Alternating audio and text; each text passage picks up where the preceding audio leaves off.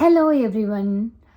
இந்த வீடியோவை நான் போடுறதுக்கான ரீசன் என்ன அப்படின்னா, கொஞ்ச நாளைக்கு முன்னாடி நான் வந்துட்டு சென்னையிலேருந்து பாண்டிச்சேரி ட்ராவல் பண்ணேன். அப்படி ட்ராவல் பண்ணிகிட்டு இருக்கும்போது ஆக்சுவலாக டோட்டலாக 3 ஹவர்ஸ் ட்ராவல். என்னோடய ஃபோனில் வந்துட்டு பேட்ரி காலி ஆகிடுச்சு. ஸோ என்னால் ஃபோன் யூஸ் பண்ண முடியல. என்னோடய பக்கத்து சீட்டில் வந்துட்டு ஒரு பையன் இருந்தான், என்னை விட சின்ன பையன். அவன் ஃபோன் யூஸ் பண்ணலை. ஸோ ட்ராவலில் ஃபோன் யூஸ் பண்ண அவனுக்கு பிடிக்காதான். அதனால் நாங்கள் 2 பேரும் ஒரு 3 ஹவர்ஸ் வந்துட்டு பேசிகிட்டே போனோம். அப்போ வந்து அவன் என்கிட்ட ஒரு விஷயம் சொன்னான். அவன் வந்துட்டு ஒரு ஐடி கம்பெனியில் ஒர்க் பண்ணிகிட்ருக்கான். அவனுக்கு வந்துட்டு அங்கே ஒர்க் பண்ண பிடிக்கல.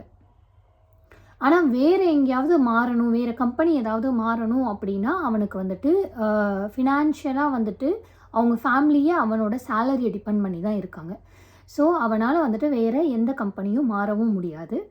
ஏன்னா ஒரு மாதம் சேலரி இல்லை அப்படின்னா கூட அவனால் வந்துட்டு அந்த மாதத்தை ஓட்ட முடியாது. ஸோ அதனால் என்னால் வேறு கம்பெனியும் மாற முடியல, இங்கேயும் ஒர்க் பண்ண முடியல அப்படின்னு சொல்லி என்கிட்ட சொன்னான். அப்போ தான் எனக்கு வந்துட்டு என்னோடய லைஃப்பில் நடந்த விஷயங்கள் எல்லாம் ஞாபகம் வந்தது. நான் வந்துட்டு என்னோடய ஃபேமிலியில் ஃபர்ஸ்ட் கிராஜுவேட்.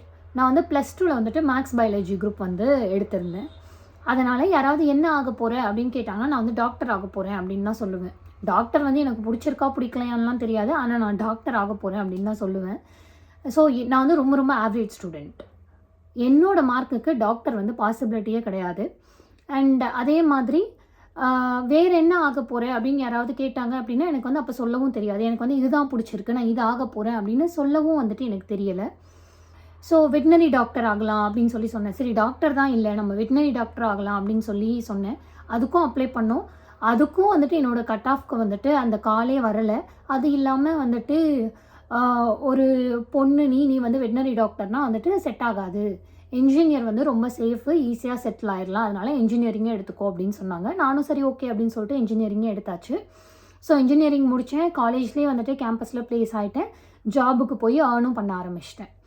ஸோ ஏர்ன் பண்ணிகிட்டு இருக்கும்போது வந்து எனக்கு வந்து அப்பப்போ வந்து ரொம்ப ஸ்ட்ரெஸ் ஆகும் ஜாபில். அப்போல்லாம் வந்துட்டு நமக்கு இந்த வேலை தேவையா, நமக்கு வந்துட்டு இவ்வளோ ஸ்ட்ரெஸ் தேவையா, நம்ம வந்துட்டு வேறு வேலைக்கு போயிடலாம் அப்படின்னு சொல்லி நான் யோசிக்கும்போது எனக்கு வந்து சின்ன வயசுலேருந்தே என்ன பிடிக்கும் அப்படின்னா பேச பிடிக்கும். ஏதாவது ரேடியோவில் வந்துட்டு ஆர்ஜே பேசுவாங்கள்ல, அந்த மாதிரி வந்துட்டு நானே தனியாக அதே மாதிரி ஒரு ஷோ வந்துட்டு நானே ஹோஸ்ட் பண்ணுற மாதிரி பேசிகிட்டு இருப்பேன்.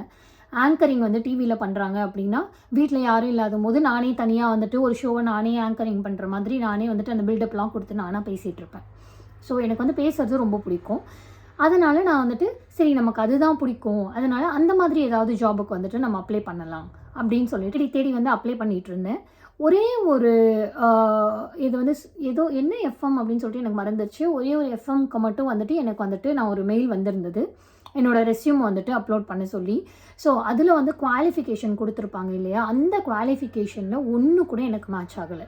ஸோ விஸ்காம் படிச்சிருக்கணும், அந்த மாதிரி நிறைய குவாலிஃபிகேஷன்ஸ் அதில் ஒன்று கூட எனக்கு மேட்ச் ஆகலை.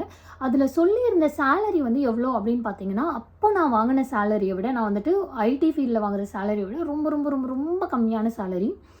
நான் வந்துட்டு என்னோடய மந்த்லி சேலரி வந்து கரெக்டாக ஸ்ப்ளிட் பண்ணி வச்சுருப்பேன். ஸோ இது வந்து என்னோடய பிஜி ரெண்ட்டுக்கு, இது வந்து வீட்டுக்கு, இது வந்து நான் ஊருக்கு போகிறதுக்கு பஸ்ஸுக்கு, அந்த மாதிரி கரெக்டாக ஸ்ப்ளிட் பண்ணி வச்சுருப்பேன்.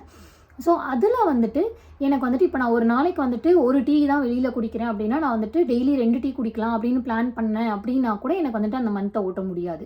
ஸோ அப்படி இருக்க சுச்சுவேஷனில் என்னால் வந்துட்டு அந்த ஆர்ஜே ஜாபை வந்துட்டு என்னால் கண்டிப்பாக எடுத்துக்கவே முடியாது. ஏன்னா சேலரி ரொம்ப கம்மி. அந்த சேலரியில் வந்துட்டு என்னால் வந்து அந்த மாதத்தை கண்டிப்பாக ஓட்டவே முடியாது. ஸோ அப்போ வந்துட்டு கண்டிப்பாக வாய்ப்பே இல்லை. இதே சேலரியில் வந்துட்டு நமக்கு வேறு யாராவது ஜாப் ஆஃபர் பண்ணால் மட்டும்தான் நம்மளால் போக முடியும், இல்லைனா வந்துட்டு நம்மளால் போகவே முடியாது அப்படின்னு சொல்லிட்டு அதை வந்து அப்படியே ஸ்டாப் பண்ணிவிட்டேன். அதுக்கப்புறம் வந்துட்டு நான் வேறு ஜாப் தேடவும் இல்லை. ஸோ இப்போ வந்து நான் அடிக்கடி நினைப்பேன், நம்ம வந்து ஒரு வேளை ஆர்ஜேவாக ஆயிருந்தா நம்ம லைஃப் வந்து எப்படி இருந்திருக்கும், நம்ம ஒரு ஆங்கர் ஆயிருந்தால் நம்ம லைஃப் எப்படி இருந்திருக்கும் அப்படின்னு சொல்லி யோசிச்சுட்ருப்பேன். ஆனால் அதை வந்து நான் இப்போ ரெக்ரெட் பண்ணுறேன்னா அப்படின்னு கேட்டிங்க அப்படின்னா கண்டிப்பாக நான் ரெக்ரெட் பண்ணலை.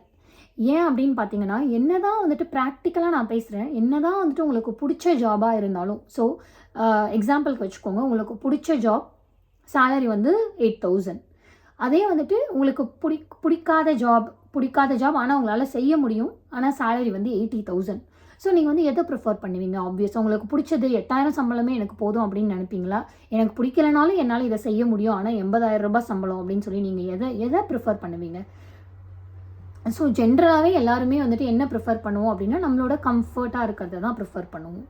ஸோ நீங்கள் வந்துட்டு ரிச்சாக இருக்கீங்க, உங்கள் பேக்ரவுண்ட் வந்து ரிச்சாக இருக்குது, உங்களோட சம்பளம் வந்துட்டு யாருக்குமே தேவையில்லை அப்படின்ற பட்சத்தில் தான் வந்துட்டு உங்களால் உங்கள் ட்ரீமை நோக்கி ஓட முடியும் ப்ராக்டிக்கலாக பார்த்தா. அப்படி வந்து உங்களோட சேலரியில் டிபெண்டன்சி இருக்குது அப்படின்ற பட்சத்தில் வந்துட்டு உங்களுக்கு என்ன ட்ரீமாக இருந்தாலும் அதை நோக்கி நம்ம ஓடவே முடியாது. ஏன்னா நமக்கு வந்துட்டு நிறைய டிபெண்டன்சி இருக்குது. ஸோ நான் வந்துட்டு எப்படி அப்படின்னு பார்த்தீங்கன்னா, ஸோ இந்த பிடிச்சது கிடைக்கலன்னா கிடைச்சதை பிடிச்ச மாதிரி ஆக்கிக்கோ அப்படின்னு சொல்லுவாங்கள்ல, அந்த மாதிரி இப்போ வந்து எனக்கு இந்த ஐடி ஃபீல்ட்லேயே வந்துட்டு எனக்கு ரொம்ப சேலஞ்சிங்காக இருக்கிற மாதிரி வந்துட்டு நான் ஃபீல் பண்ணிக்கிறேன். ஸோ அதனால் எனக்கு வந்து இதுவே ஓகே தான், இதுவே ஓகே. இப்போ வந்துட்டு என்னோடய மந்த்லி எக்ஸ்பென்சஸை வந்துட்டு நான் வந்து எந்த பிரச்சனையும் இல்லாமல் ஒரு மாதத்தை வந்து ரொம்ப ஸ்மூத்தாக ஓட்ட முடியுது. ஸோ நான் வந்துட்டு இப்போ ஹாப்பியாக தான் இருக்கேன். ஸோ இதே நான் வந்துட்டு அந்த ஆர்ஜேக்கு போயிருந்தேன்னா ஒரு வேளை இப்போ சக்ஸஸ்ஃபுல்லாக ஆயிருக்கலாம், இதை விட சக்ஸஸ்ஃபுல்லாக ஆயிருக்கலாம், இல்லைனா இதை விட வந்துட்டு நான் சக்ஸஸ் ஆகாமல் எங்கே இருக்கனே தெரியாமல் இருந்திருக்கலாம், இல்லை அந்த ஜாபில் சர்வே பண்ண முடியாமல் ஜாபை விட்டுருக்கலாம். ஸோ அது எதுவுமே வந்துட்டு நமக்கு வந்து தெரியாது இல்லைங்களா. அதனால் அந்த நேரத்தில் வந்து நான் அந்த ரிஸ்க் எடுக்கலை அப்படின்னு சொல்லிட்டு நான் வந்துட்டு இப்போ வந்து ஆக்சுவலாக நான் வந்து ஹாப்பியாக தான் இருக்கேன். ஸோ இதை பற்றி உங்களோட வியூ என்ன? நினச்ச வேலைக்கு போக முடியல, பிடிச்சதை பண்ண முடியல அப்படின்னு சொல்லி நீங்கள் வந்துட்டு இப்போ ஃபீல் பண்ணிகிட்ருக்கீங்களா? இல்லை பிடிச்சதை பண்ண முடியலனாலும் இப்போ நம்ம ஹாப்பியாக தானே இருக்கோம் அப்படின்னு சொல்லி என்ன மாதிரி நீங்கள் சந்தோஷப்பட்டுட்ருக்கீங்களா? ஸோ நீங்கள் என்ன நினைக்கிறீங்க அப்படின்றத கமெண்ட்ஸில் போடுங்க. நெக்ஸ்ட் வீடியோவில் பார்க்கலாம். பாய்.